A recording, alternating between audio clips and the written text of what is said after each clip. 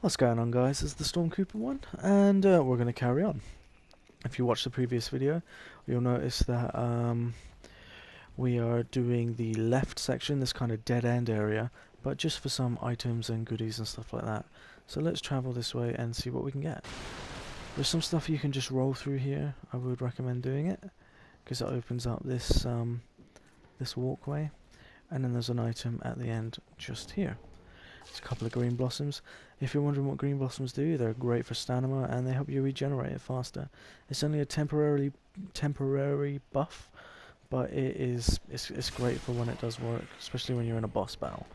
Some trousers here, again, just roll into boxes like this, it does break them up. And there's a nice broadsword there for you if you're after one of those.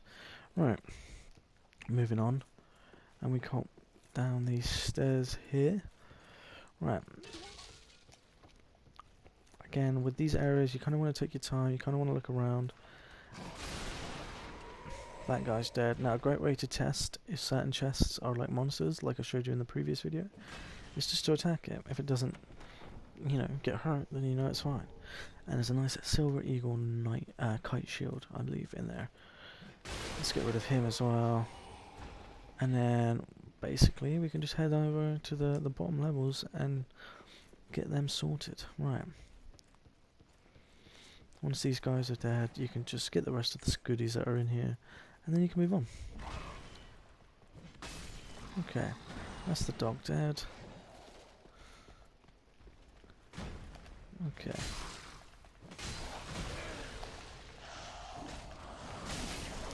Okay, that's one of them down. Just get some room to refill my health. Oh, that's unfortunate. That's what that is. That's very unfortunate. Usually when you're getting back up, you shouldn't be attacked. You're almost invincible once rolling and once you're on the ground.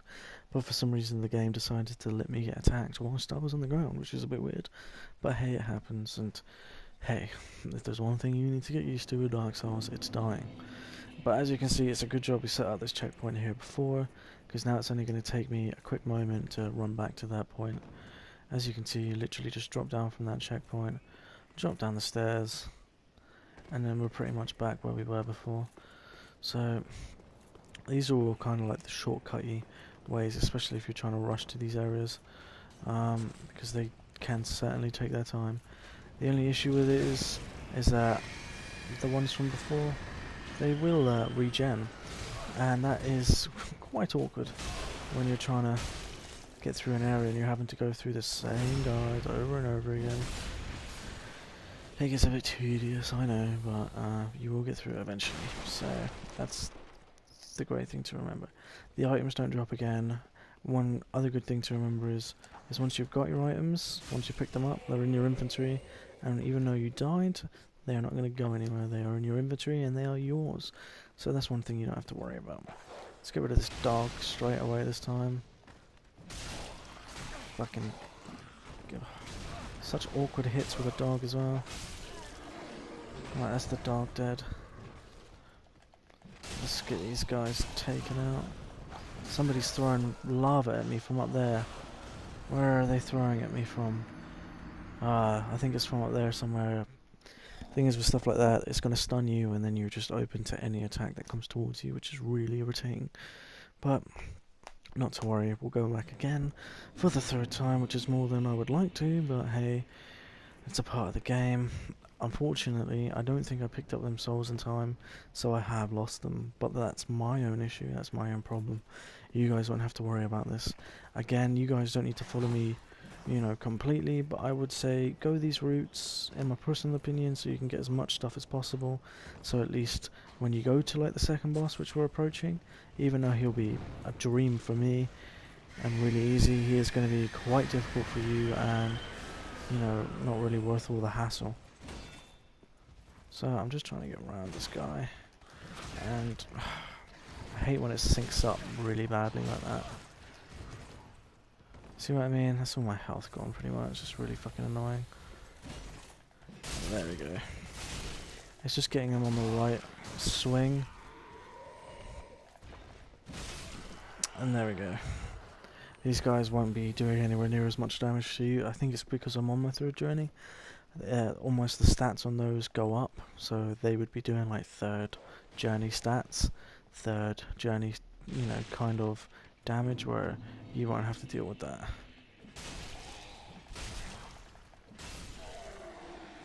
Okay, so it appears even from a distance they don't really notice you until about now. We got this guy here.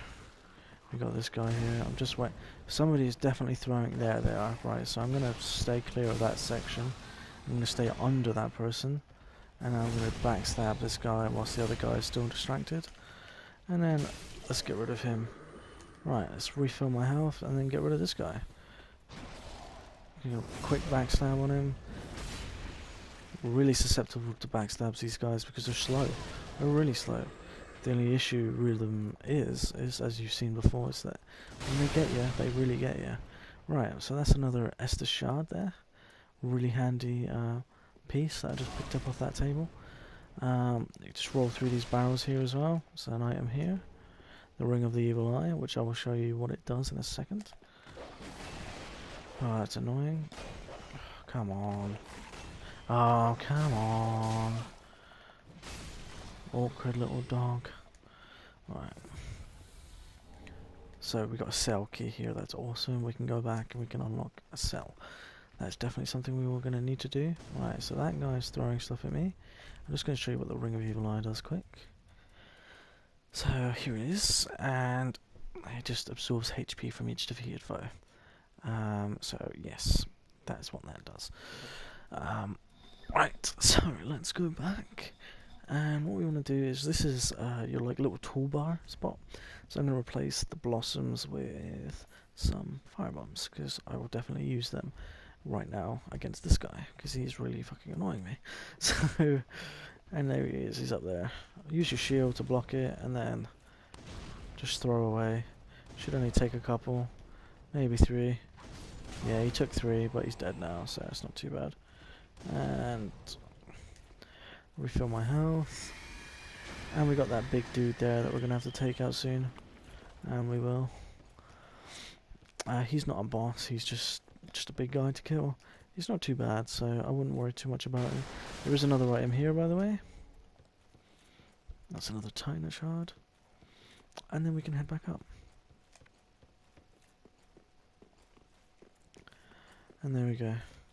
Just pillage that corpse. And then what's done is done. Okay, so that's that section, I believe, finished. So let's head over to our next area. Don't know if you heard that screeching. I think that was one of the transformed things from earlier. But he's not going to be able to hurt you from that distance. Okay. Let's get behind this guy. There we go. And that's these 4 taken care of. Quite easy to take out these guys, to be honest.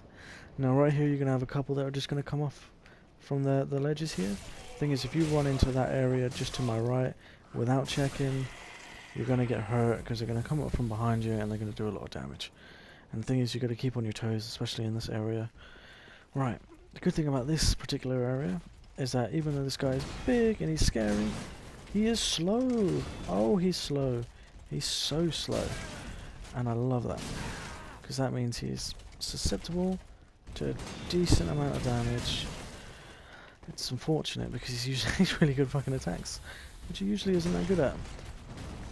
Alright, so as soon as you get behind him, if he ever fucking stops.